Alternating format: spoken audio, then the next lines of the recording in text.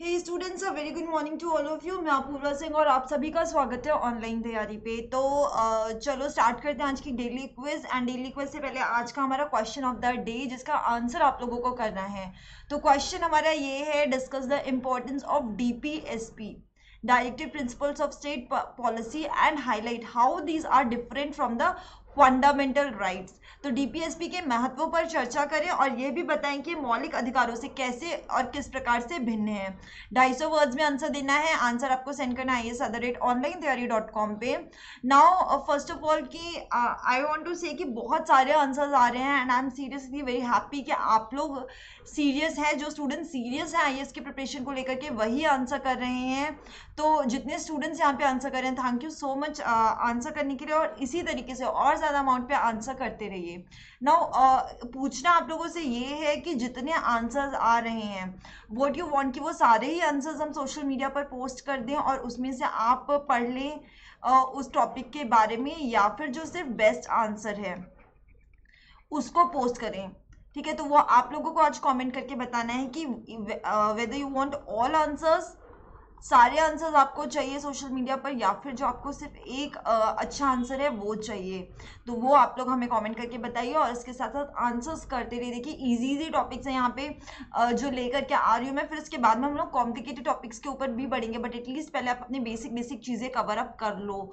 तो I hope इसका answer मुझे आज मिलेगा और काफ़ी ज़्यादा नंबर में मिलेगा। जितने अभी मिल रहे हैं अराउंड, अभी मैं देखूँ तो डेली 5 से 10 आंसर्स आ रहे हैं, और ज़्यादा आंसर्स चाहिए। क्योंकि अगर आप एटलीस्ट आधा घंटा निकालिए आंसर लिखने के लिए, फॉर एग्जांपल अगर आज आप इस आंसर के बारे में लिख रहे हैं, डीपीएसपी के बारे में लिख रहे हैं और फंडामेंटल राइट्स से रिलेटेड ये क्वेश्चन है, तो आज आपके उस आधे घंटे में जब आप आंसर लिखोगे तो आपके दोनों ही टॉपिक्स जो हैं ये क्लियर हो जाएंगे। ठीक है, ये दोनों ही जो टॉपिक्स हैं ये आपके एकदम क्लियर हो जाएंगे, और फिर आपको शायद इसको दोबारा सिर्फ रिवाइज करने की ज़रूरत पड़ेगी, क्योंकि आंसर लिखने से आप उसकी एकदम डेप्थ में चले जाओगे और वो टॉपिक आपको एकदम क्रिस्टल क्लियर हो जाएगा। ठीक है, सो आज मैं उम्मीद करती हूँ कि दोनों टॉपिक्स आपको क्लियर हो जाएंगे और इसके आंसर्स मुझे आज ज़्यादा नंबर में मिलेंगे पहले के मुकाबले। तो आगे बढ़ते हैं। आंसर आपको कहाँ पे देना है, is@onlinethyari.com पे। और जो आपका कल का आंसर था, यस्टरडे के जो क्वेश्चन का आंसर था, वो आपको जो है विद इन 1 आवर आपको सोशल मीडिया पर मिल जाएगा। उससे पहले आप लोग मुझे ज़रा कमेंट करके बताइए कि आपको सारे आंसर्स चाहिए या फिर सिर्फ जो एक बेस्ट आंसर है वो चाहिए। आगे बढ़ते हैं हमारे क्वेश्चन की तरफ। हमारा जो आज का पहला क्वेश्चन है डेली क्विज का, with reference to the phenomenon of tide consider the following statements. ज्वार भाटा से के संदर्भ में निम्नलिखित कथनों पर विचार कीजिए। Spring tide occurs when the moon, earth and sun are at a right angular position. Neap tide occurs when the moon, earth and sun are in a straight line. Neap tides are low tides. Which of the following statement are correct? तो वृहद ज्वार तब आते हैं जब सूर्य, पृथ्वी और चंद्रमा समकोण पर, सूर्य यहाँ पे गलत हो गया है, ये यहाँ पे सूर्य होगा। ठीक है, तो सूर्य, पृथ्वी और चंद्रमा समकोण पर हो। लघु ज्वार तब आते हैं जब सूर्य, पृथ्वी और चंद्रमा सरल रेखा में हो, और लघु ज्वार को निम्न ज्वार कहते हैं। तो यहाँ पे ज्वार से संबंधित जो कथन है, इनमें से आपको बताना है सही कथन कौन सा है। तो स्टूडेंट्स, इनमें जो राइट आंसर है इसका नन ऑफ द अबव, कोई भी स्टेटमेंट करेक्ट नहीं है। एक्सप्लेनेशन की तरफ बढ़ते हैं। तो बेसिकली जो हमारे स्प्रिंग टाइड्स हैं, स्प्रिंग टाइड्स का मतलब हो गया वृहद ज्वार। ठीक है, सो इंग्लिश में यहाँ पे मैं लिख दे रही हूँ स्प्रिंग टाइड्स। ये आते हैं जब आपका मून, अर्थ और सन एक स्ट्रेट लाइन में हो। ठीक, मून, अर्थ और सन, ये तीनों क्या है, स्ट्रेट लाइन में होते हैं, तो आपके स्प्रिंग टाइड आते हैं। फिर उसी के साथ साथ जो आपका नीप टाइड है, नीप टाइड का मतलब हो गया आपका लघु ज्वार। तो लघु ज्वार जब आता है जब आपका ये मून, अर्थ और सन ये राइट एंगुलर डायरेक्शन में हो, तो ये आपका हो गया। तो यहाँ पे जो दोनों स्टेटमेंट्स दी हुई हैं, देखो ये ऑपोजिट दे रखा है, यहाँ पे ये इधर होना चाहिए और ये इधर होना चाहिए, तो फिर ये करेक्ट होगा। ठीक है, and next is neap tides are low tides, but no, जो आपकी लघु ज्वार है वो बेसिकली क्या होती हैं कि लो टाइड्स नहीं होती है, ये हाई टाइड्स होती हैं विथ लो हाइट। तो इनकी जो हाइट होती है वो कम होती है, बट ये होती हाई टाइड्स ही हैं। तो यहाँ पे तीनों ही स्टेटमेंट्स जो है वो करेक्ट है। इसका करेक्ट ऑप्शन है आंसर नंबर बी। ठीक, none of the above. Clear, आगे बढ़े नेक्स्ट क्वेश्चन की तरफ। Question number 2, consider following statements with regards to fundamental duties. यहाँ पे आपको मूल कर्तव्यों के, मौलिक कर्तव्यों के संबंध में निम्नलिखित कथनों पर विचार कीजिए। पहला स्टेटमेंट है, the framers of Indian constitution incorporated fundamental duties with the purpose to create a feeling of nationalism among the citizens. भारतीय संविधान के निर्माताओं ने नागरिकों में राष्ट्रवाद की भावना पैदा करने के लिए के उद्देश्य से मूल कर्तव्यों का समावेश किया था। दूसरा स्टेटमेंट है, the parliament by passing a bill with simple majority can change the provision of fundamental duties. साधारण बहुमत से विधेयक पारित करके संसद मूल कर्तव्यों के प्रावधानों में परिवर्तन कर सकती है। कौन सा कथन सही है? 10 सेकेंड है आपके पास में, फटाफट से पढ़ो और आंसर दो, फिर मैं एक्सप्लेनेशन की तरफ मूव करती हूँ।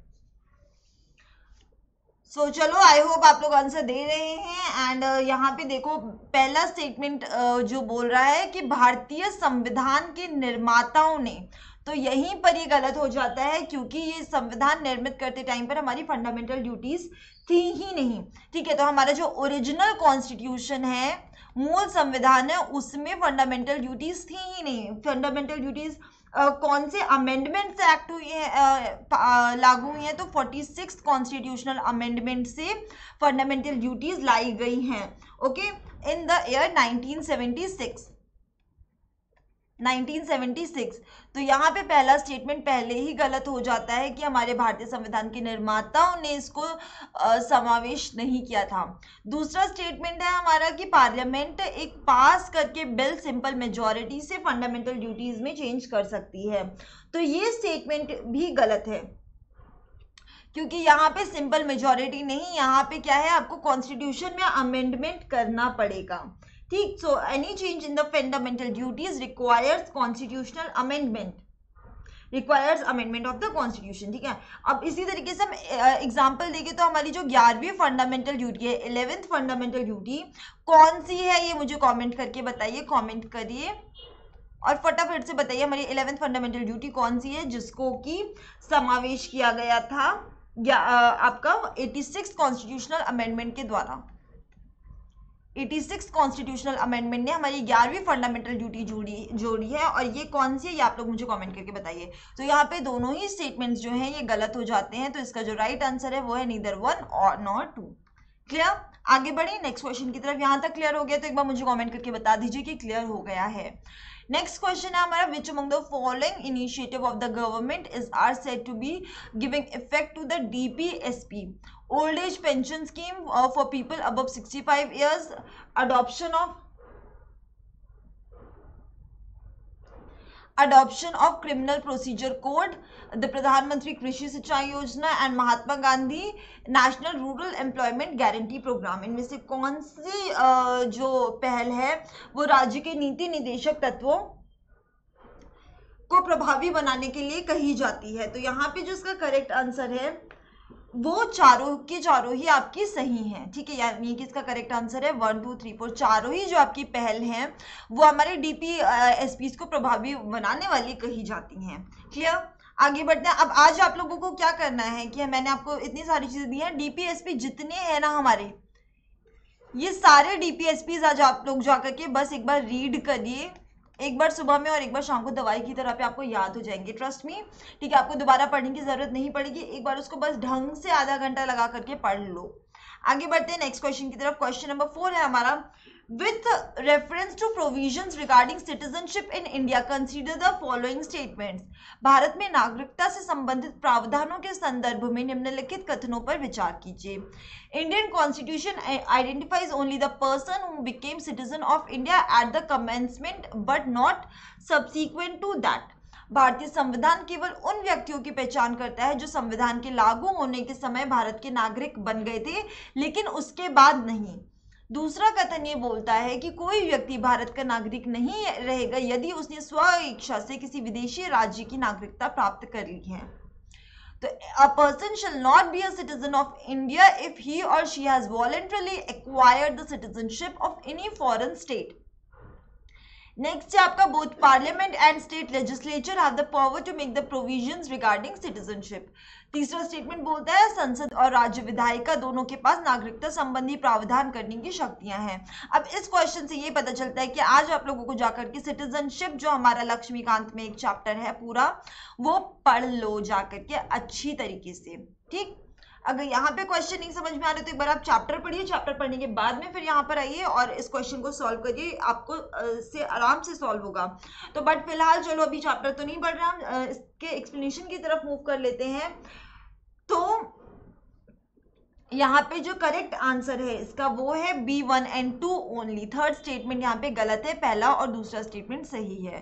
तो यहाँ पे पहला स्टेटमेंट भी सही हो गया कि ये सिर्फ उन व्यक्तियों की पहचान करता है जो संविधान के लागू होने के समय भारत के नागरिक बन गए थे, लेकिन उसके बाद नहीं। कुछ एक इसमें प्रोविजंस है जिनके बारे में आपको सिटीजनशिप वाले चैप्टर में जाकर के पढ़ना है। ओके, नेक्स्ट है यहाँ पे और इसके बाद में इंपॉर्टेंट चीज जो है वो ये कि पार्लियामेंट के पास में अधिकार है सिटीजनशिप से रिलेटेड जो मामले हैं उनसे संबंधित जो अधिकार है वो पार्लियामेंट के पास में है। तो यहाँ पे तीसरा स्टेटमेंट यहाँ पे गलत हो जाता है, सिर्फ संसद के पास में अधिकार है, राज्य विधायिका के पास में नागरिकता संबंधी प्रावधानों की शक्तियां नहीं है। ओके, एंड सेकंड स्टेटमेंट सही है, ये यूनिवर्सल है कि भारत का नागरिक नहीं रहेगा कोई व्यक्ति अगर उसने किसी विदेशी राज्य की नागरिकता प्राप्त कर ली है स्वेच्छा से। तो इसका करेक्ट आंसर क्या हो गया 1 and 2 ओनली। क्लियर, आगे बढ़ते हैं नेक्स्ट क्वेश्चन की तरफ। Last question of this session, consider the following statements regarding gross domestic savings. सकल घरेलू बचत के संदर्भ में निम्नलिखित कथनों पर विचार कीजिए। पहला कथन ये है कि यह सकल राष्ट्रीय बचत का दूसरा नाम है। दूसरा कथन बोलता है कि सकल घरेलू बचत में निजी क्षेत्र में सर्वाधिक योगदान पारिवारिक बचतों का है। ठीक है, so the largest segment of private sector part of the gross domestic savings is the house hold sector. कौन सा स्टेटमेंट सही है? सो इसका करेक्ट आंसर है ऑप्शन नंबर 2 ओनली। सो राष्ट्रीय बचत, सकल राष्ट्रीय बचत घरेलू बचत का दूसरा नाम नहीं है। ग्रॉस डोमेस्टिक सेविंग, बेसिकली इसकी डेफिनेशन क्या है? तो ग्रॉस डोमेस्टिक सेविंग की डेफिनेशन है GDS equals to final consumption, GDP जो हमारी GDP है, ग्रॉस डोमेस्टिक प्रोडक्ट, इसमें से हम जो माइनस करेंगे हमारा कंजप्शन, तो ये निकल के आएगी हमारी ग्रॉस डोमेस्टिक सेविंग। अब जो ग्रॉस नेशनल सेविंग है जो कि हम यहाँ पे बोल रहे थे सकल घरेलू बचत, ये अलग है। ग्रॉस नेशनल सेविंग की डेफिनेशन यहाँ पर हो गई